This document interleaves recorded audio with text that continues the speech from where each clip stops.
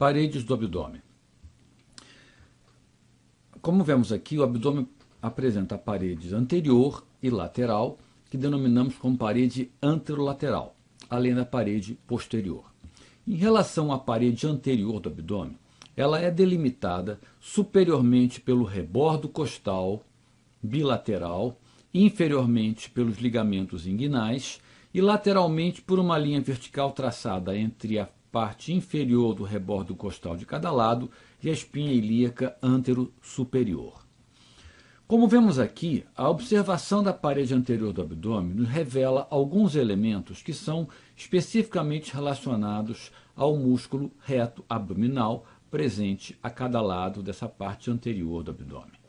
Vemos aqui, então, na linha média, a chamada linha alba, que corresponde ao espaço entre os dois músculos, enquanto os bordos laterais do reto abdominal apresentam essa aparência denominada como linha semilunar.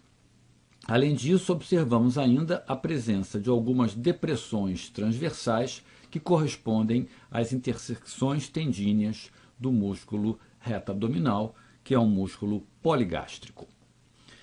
Um aspecto importante a ser considerado ao observarmos a anatomia do abdômen é a necessidade de estabelecermos regiões capazes de definir projeções das vísceras contidas no interior da cavidade. Uma das formas de dividir o abdômen, conforme aqui apresentado, através de linhas verticais hemiclaviculares, e uma pelo rebordo costal e outra pelo tubérculo ilíaco, é esta forma em que divide em 9 regiões denominadas como hipocôndrio direito, hipocôndrio esquerdo, região lateral esquerda, lateral direita, inguinal esquerda, epigástrica, umbilical e hipogástrica. Entretanto, a maneira mais frequente de subdivisão do abdômen, como utilizado na prática clínica, descrevemos como hipocôndrio direito, hipocôndrio esquerdo, flanco direito, flanco esquerdo, fossa ilíaca direita, fossa ilíaca esquerda, epigástrio, mesogástrio e hipogástrio. Esta subdivisão da superfície abdominal é de grande importância na medida em que ela nos permite a projeção de vísceras contidas no interior da cavidade abdominal. Assim, sabemos que na região epigástrica encontraremos predominantemente a projeção do estômago e do pâncreas, enquanto no hipocôndrio direito teremos fígado e vias biliares e no hipocôndrio esquerdo o baço.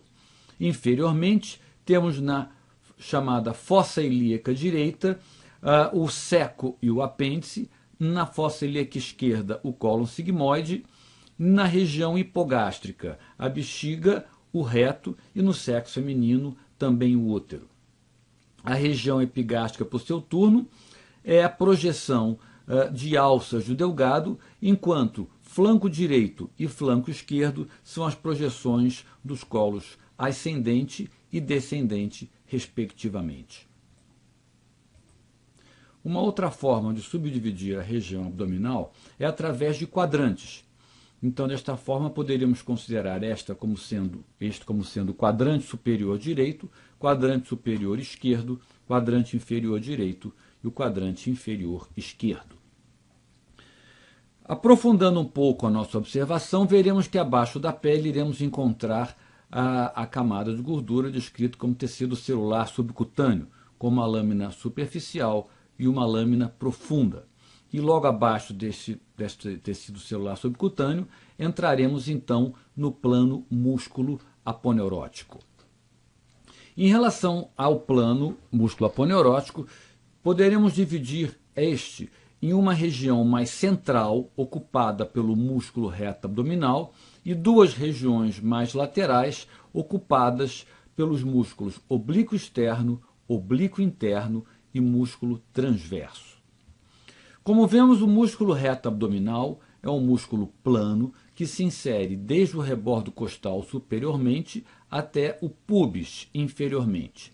E este músculo encontra-se contido dentro de uma bainha músculo-aponeurótica, como vemos aqui apresentado. Ele, como dissemos, é um músculo poligástrico e apresenta várias interseções tendíneas. Lateralmente, temos então, além dos músculos dorsais, como o reto serrátil anterior e o grande dorsal, temos ainda o músculo oblíquo externo. A bainha do músculo reto abdominal, ela é formada a partir da união das inserções músculo-aponeuróticas dos músculos oblíquo externo, oblíquo interno e músculo transverso. Como nós observamos nessa imagem, existe uma diferença na composição da bainha do reto abdominal quando consideramos os 2/3 superiores e o terço inferior. Ao olharmos essa parte superior, veremos que esses tendões aponeuróticos de inserção dos 3 músculos da parede lateral irão se unir e posteriormente se dividir para a formação de um plano aponeurótico anterior e posterior a cada músculo reto abdominal, formando assim um compartimento fechado. Observamos aqui no meio a linha alba. Entretanto, ao observarmos no terço inferior da parede abdominal, notamos que esta formação não se repete, uma vez que o conjunto de aponeuroses de inserção do oblíquo externo, interno e transverso irá permitir a formação apenas de uma bainha anterior, não existindo, portanto, a bainha posterior ao reto abdominal. Então, neste caso, teremos aqui, então, o fáscia transversal diretamente em contato com o músculo reto abdominal em sua face posterior. Quando observamos essa imagem, no qual o músculo reto foi retirado de sua bainha, vemos que nos 2/3 superior observamos a presença da bainha posterior do reto, aqui demonstrado, enquanto que inferiormente teremos o contato da face posterior do músculo diretamente com o fáscia transversal, conforme demonstrada aqui nesta imagem. Ao olharmos posteriormente a parede abdominal, veremos então a presença de outros elementos, como a veia umbilical obliterada, que é um dos componentes do cordão umbilical, assim como as 2 artérias umbilicais que também se obliteram após o nascimento do feto. Vemos ainda aqui a bexiga, o úraco, que é um remanescente embriológico do alantoide que irá formar a bexiga, e ainda observamos aqui as artérias epigástricas inferiores, às quais nos referiremos brevemente. Estas artérias epigástricas, elas têm por função irrigar a parte central da parede anterior do abdômen, e elas correm exatamente por dentro da bainha do reto abdominal, de cada lado, posteriormente a esse músculo, como nós estamos vendo aqui. Notem que ela, na verdade, a artéria mesenepigástrica inferior, que é um ramo da ilíaca externa, vai irrigar a parte inferior do músculo, enquanto a parte superior do músculo vai ser irrigada pela artéria epigástrica superior, que nada mais é do que uma continuação da artéria torácica interna, que é o primeiro ramo da subclávia. Então vemos aqui novamente a artéria torácica interna, a artéria epigástrica superior, depois a artéria epigástrica inferior, ramo da ilíaca externa. Em relação à inervação da parede abdominal, devemos saber que ela se dá a partir dos ramos anteriores dos nervos espinhais. Na parte superior do abdômen, esses nervos serão a continuidade dos nervos intercostais inferiores já vistos anteriormente. Temos ainda o nervo subcostal, abaixo de T12, e temos outros ramos do plexo lombar, que são o nervo ilho hipogástrico e ilho inguinal. Observamos, então, que a irrigação ela vem da parte lateral para a parte medial. Isto é importante, tanto a irrigação como a inervação, no estabelecimento das melhores incisões cirúrgicas a serem realizadas. Então, frequentemente, a incisão mais utilizada é a incisão mediana, seja ela supra ou infraumbilical. Então, é importante notar que essa incisão mediana irá interessar a estes planos, PL subcutâneo, a linha alba, a aponeurose na linha alba, posteriormente o fáscia transversal, a gordura pré-peritoneal e o peritônio. Outras incisões são também utilizadas, como a incisão dita de McBurney para apendicectomias, como essa também. Aqui a região frequentemente utilizada, a incisão utilizada para tratamento da hérnia inguinal, e aqui a incisão subcostal, a qual se utiliza pouco hoje, uma vez que boa parte das colestectomias são realizadas por via laparoscópica. Esta incisão tem a desvantagem de denervar, se nós considerarmos que os nervos vêm nesse sentido, uma incisão nesse local iria levar a uma área com dificuldade de inervação abaixo dela. Um outro aspecto muito importante que devemos destacar na apresentação sobre a parede abdominal é a região inguinal. A região inguinal, esta região aqui apresentada, ela tem a sua importância clínica oriunda do fato de que o canal inguinal é o produto da necessidade de que no homem, nos fetos do sexo masculino, os testículos tenham que fazer esta passagem desde a cavidade abdominal até a bolsa íngno-escrotal, levando o testículo com ela. Então, desta forma, nós temos esse chamado canal inguinal, o qual, como vemos aqui, corresponde à passagem destes elementos nesta estrutura que denominamos de funículo espermático, é um conjunto de elementos que vamos enumerar em seguida. Então, este funículo irá atravessar toda a parede abdominal. O funículo espermático, na verdade, é o conjunto destas estruturas que estão aqui reunidas, em que nós temos aqui os vasos epigástricos, os vasos espermáticos, nós temos o duto deferente, nervos e linfáticos, que ao passarem pelo fáscia transversalis e posteriormente pela musculatura composta pelo ilíaco interno e transverso e ilíaco interno, irá formar uma estrutura músculo-membranosa ao entorno dessas estruturas, denominado como funículo espermático.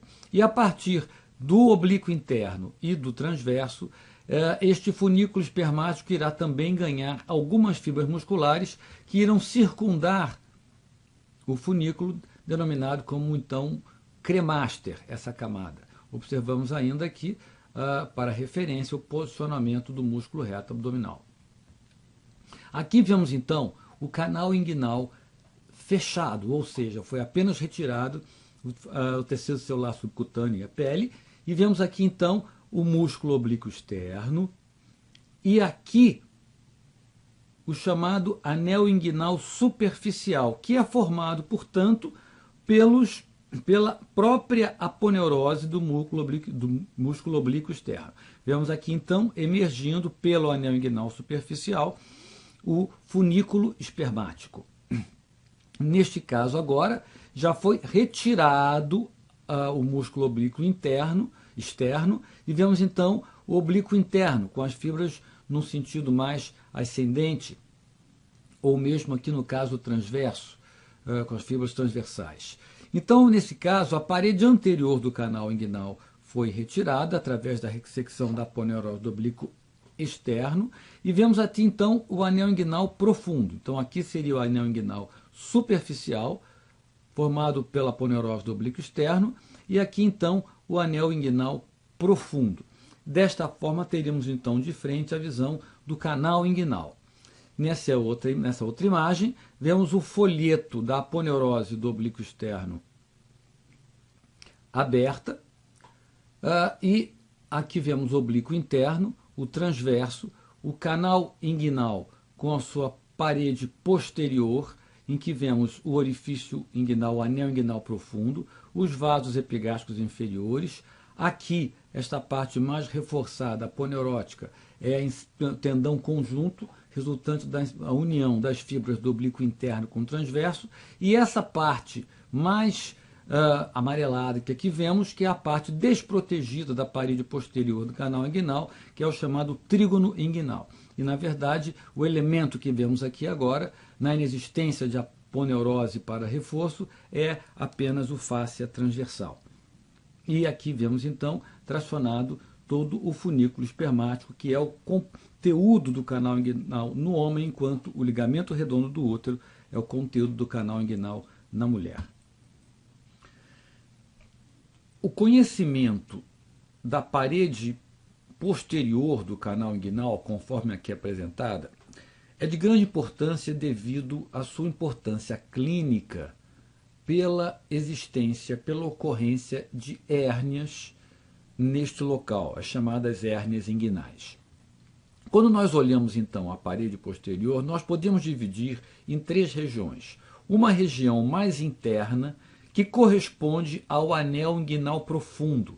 Observamos que aqui está emergindo o funículo espermático, contendo em seu interior os elementos do funículo, também do cordão chamado cordão espermático, em que nós temos aqui artérias espermáticas, veias espermáticas, o duto deferente vindo do testículo, vasos e nervos. Talvez a melhor forma de compreender este anel inguinal profundo seja retornando a esta imagem, onde nós vemos aqui, pelo lado de dentro, ou seja, numa visão póstero-anterior, este é o anel inguinal profundo. E observemos aqui o duto deferente chegando para unir-se aqui na próstata, e vemos aqui a artéria, os vasos espermáticos. Pois bem, a visão externa deste anel inguinal profundo é exatamente esta daqui. Então nós podemos entender que este é um orifício que eventualmente pode se alargar e dar origem a hérnias.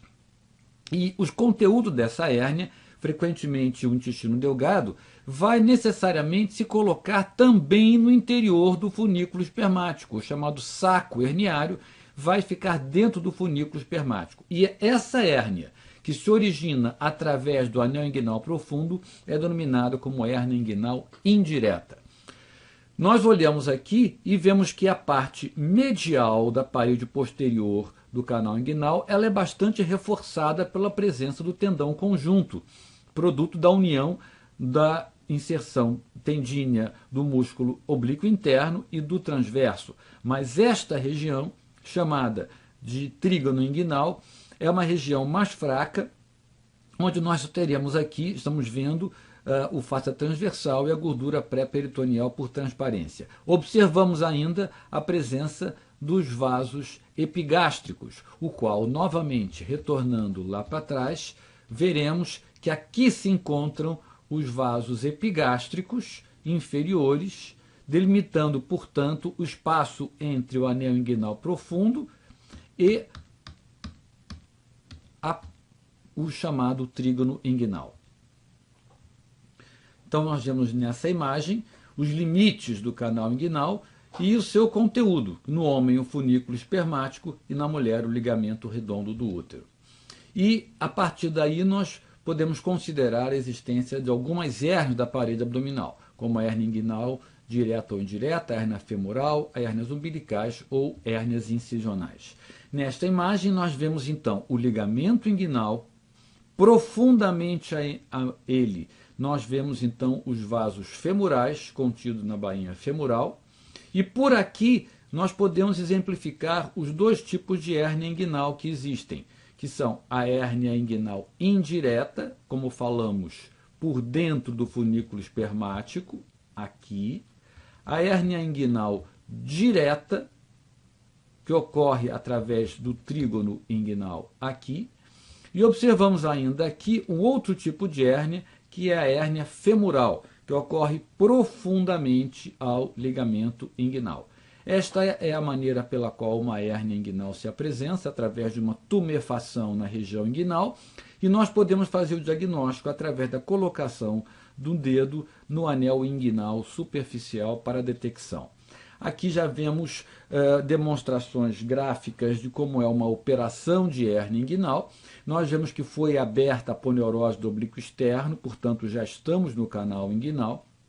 Este é o funículo espermático, aqui seria o anel inguinal profundo e aqui o trígono inguinal. E desta forma nós iremos aqui mostrar a ocorrência de uma hérnia inguinal direta através do trígono inguinal.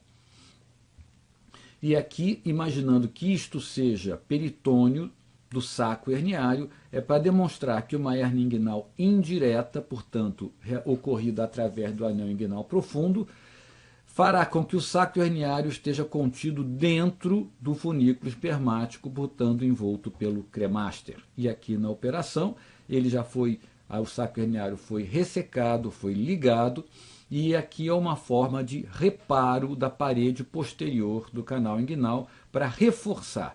O que vemos nessa imagem é que o fáscia transversal foi aberto, foi exposto, apresentando então profundamente a presença da gordura pré-peritoneal, os vasos epigástricos inferiores. E a forma de correção dessa hérnia inguinal é através da colocação de uma tela para reforçar essa parte enfraquecida da parede abdominal. Agora, nós podemos analisar um pouco melhor por que ocorre a hérnia femoral. Aqui nós temos, então, o ligamento inguinal, aqui nós temos o anel inguinal superficial formado pelas fibras do oblíquo externo, aqui nós temos a artéria e veia femoral, e é exatamente neste espaço, abaixo do ligamento inguinal, que irá ocorrer a hérnia femoral. Isto ocorre, então, através desse espaço. Se nós olharmos por dentro esta imagem, o que nós veremos será isso aqui. Então, repetindo, temos aqui o pubis, espinha ilíaca antero-superior e o ligamento inguinal correndo aqui. Aqui temos o anel inguinal profundo, por onde estão penetrando, estão retornando aqui, está retornando o duto deferente, estão penetrando os vasos espermáticos. Relembrando que a união dessas estruturas aqui irá dar origem ao funículo espermático, conforme demonstrado aqui. Uma vez que elas cruzam o anel inguinal profundo, elas irão receber as fibras, primeiro do fáscia transversal e depois fibras musculares do oblíquo interno e transverso para a formação do funículo espermático, conforme aqui demonstrado.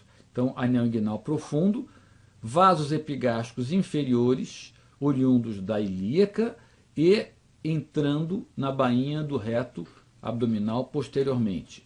Aqui, então, é a parte mais enfraquecida, denominada como trígono inguinal, onde nós não temos músculos anteriormente ao fáscia transversal, e desta maneira ele vai se apresentar exposto como desta forma. Esta região vista por fora corresponde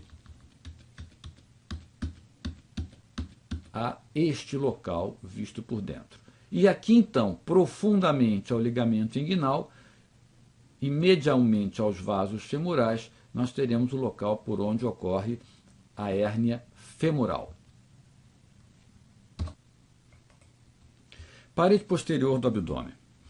Quando falamos em parede posterior do abdômen, é importante relembrar que boa parte dessa parede posterior, na parte superior do abdômen, refere-se ao próprio músculo diafragma, já visto anteriormente, apenas relembrando aqui a sua estrutura formada por um centro tendíneo, uma parte carnosa circular com inserção no gradil costal. Vendo aqui por cima o diafragma, do ponto de vista torácico, vemos aqui o forame da veia cava, o hiato esofagiano e o hiato aórtico. Aqui o centro tendíneo e a sua porção muscular ao entorno do centro tendíneo. E novamente aqui o hiato aórtico, o hiato esofagiano e o forame da veia cava inferior. Então, como observamos, parte da parede posterior do abdômen é formado pelo próprio diafragma. Inferiormente, nós teremos que a outra parte, mais inferior da parede posterior, já é formado pelo músculo, pelo osso ilíaco, e que é revestido na parte da asa do osso ilíaco pelo músculo ilíaco, e vemos ainda aqui dois músculos importantes que compõem a parede posterior do abdômen, que são o músculo psoas maior e o músculo quadrado lombar. O músculo quadrado lombar, aqui como observamos, ele situa-se à frente do músculo eretor da espinha, lá atrás, e insere-se na parte inferior do rebordo costal, na última costela, e na própria crista ilíaca, a cada lado, ajudando a fechar posteriormente a cavidade abdominal.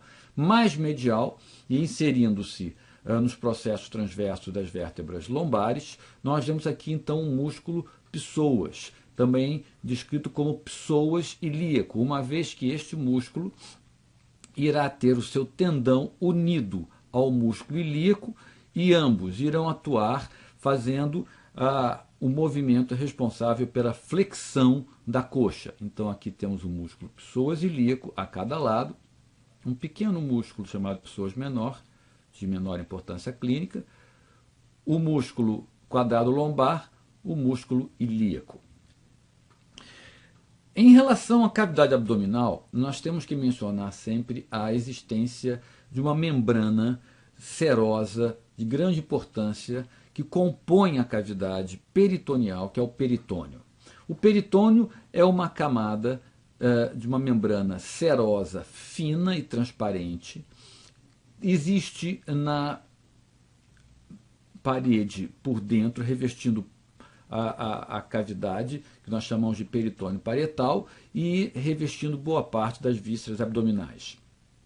Como nós vamos ver aqui, se nós abrirmos a cavidade abdominal, já observaremos uma membrana brilhante, revestindo posteriormente a parede anterior do abdômen.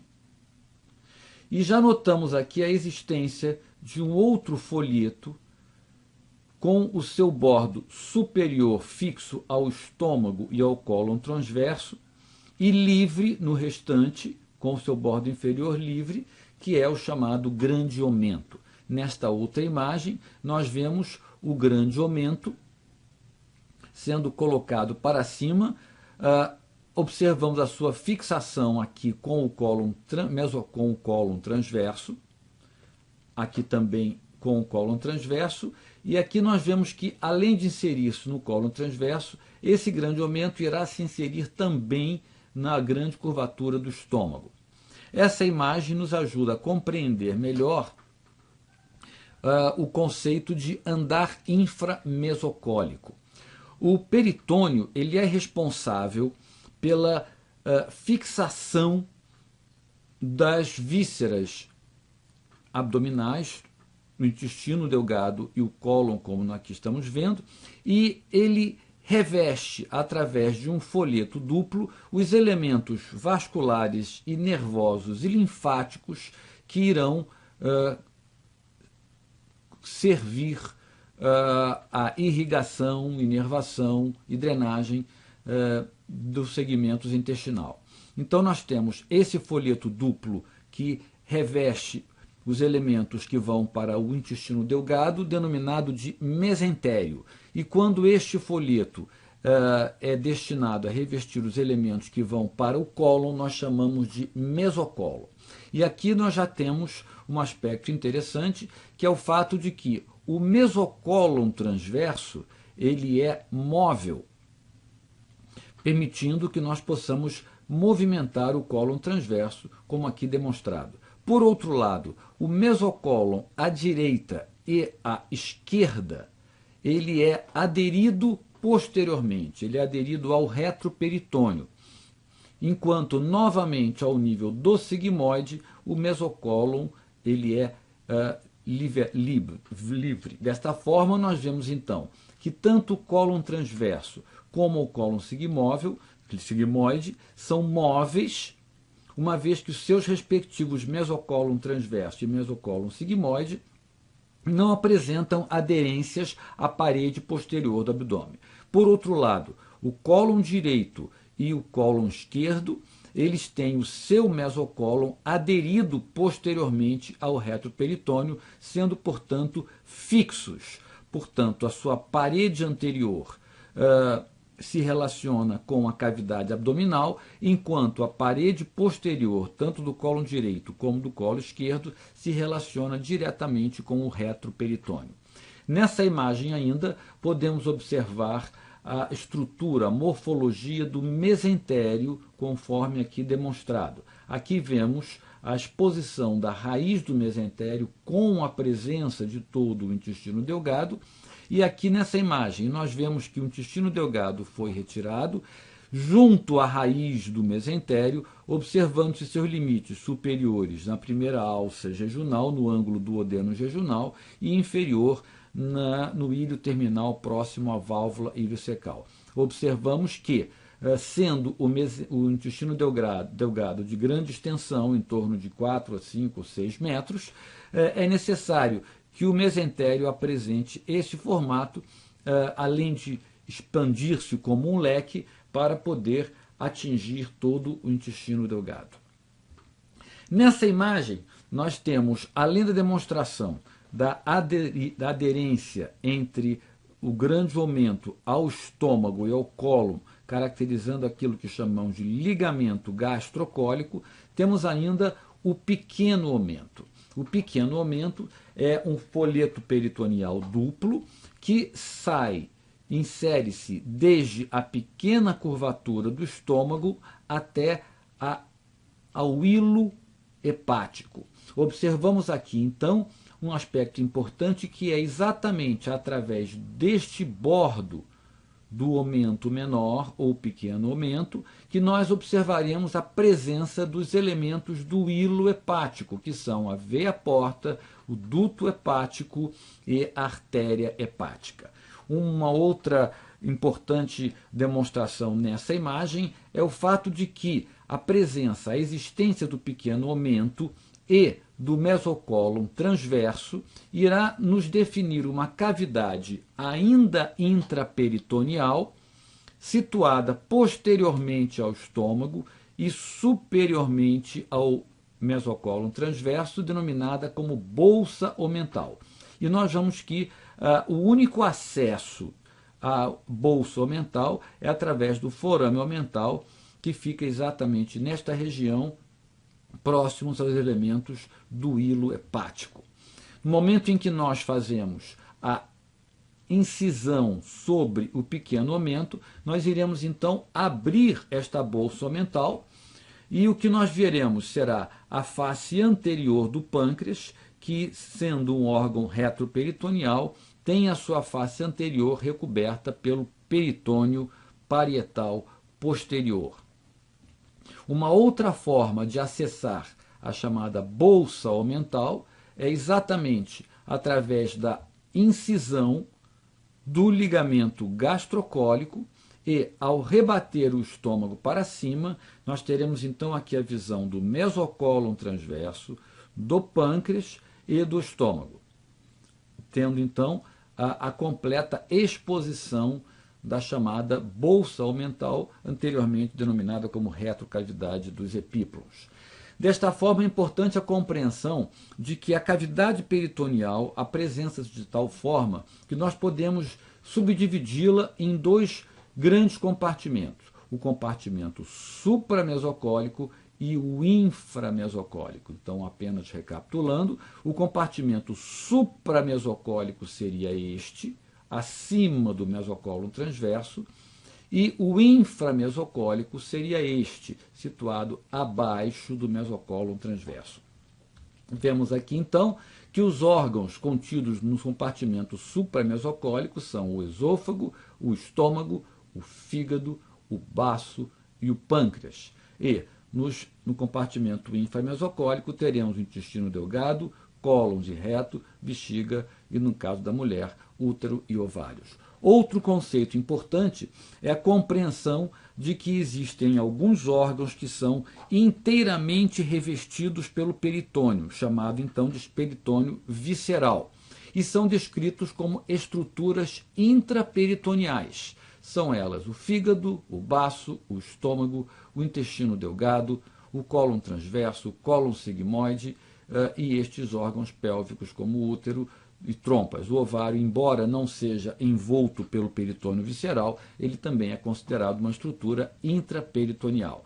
Então, estes elementos, como o estômago, como o cólon sigmoide, o cólon transverso e delgado, são todos revestidos inteiramente pelo peritônio visceral e são descritos como órgãos intraperitoneais.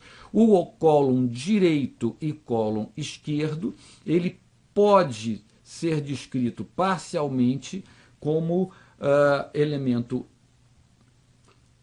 intraperitoneal apenas na sua parede anterior e pode ser descrito como secundariamente retroperitoneais, na medida em que, ao haver adesão do mesocólon direito, do mesocólon esquerdo à parede posterior do abdômen, a sua face posterior estará em contato direto com o retroperitônio. Dessa forma, e temos alguns órgãos que estão descritos como estruturas retroperitoneais, sendo o duodeno, o pâncreas, os rins, as suprarrenais, ureteres, aorta e cava. Nessa imagem, nós vemos então que foram retirados, com exceção do baço, todos os elementos e o útero, todos os elementos intraperitoneais foram retirados, ficando então uma visão do retroperitônio, onde nós observaremos aqui o pâncreas, o duodeno, também com exceção da primeira parte, da primeira porção do duodeno, o resto é inteiramente retroperitoneal.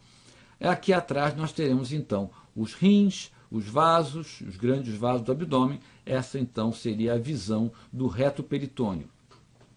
Um outro aspecto a considerar é a existência de algumas áreas da cavidade peritoneal que funcionam como recessos, que são a chamada goteira parietocólica direita e esquerda, que são os espaços aqui contidos entre a parede abdominal e o próprio colo. Goteira parietocólica esquerda, goteira parietocólica direita.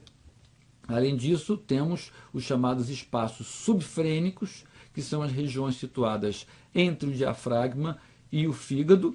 E, finalmente, temos os chamados fundos de saco, que seriam a parte inferior da cavidade peritoneal, sendo eles, no homem, apenas o espaço compreendido entre o reto e a bexiga, sendo chamado fundo de saco vésico retal, ou na mulher, em que nós temos, pela presença do útero, dois fundos de saco, do fundo de saco reto uterino e vésico uterino.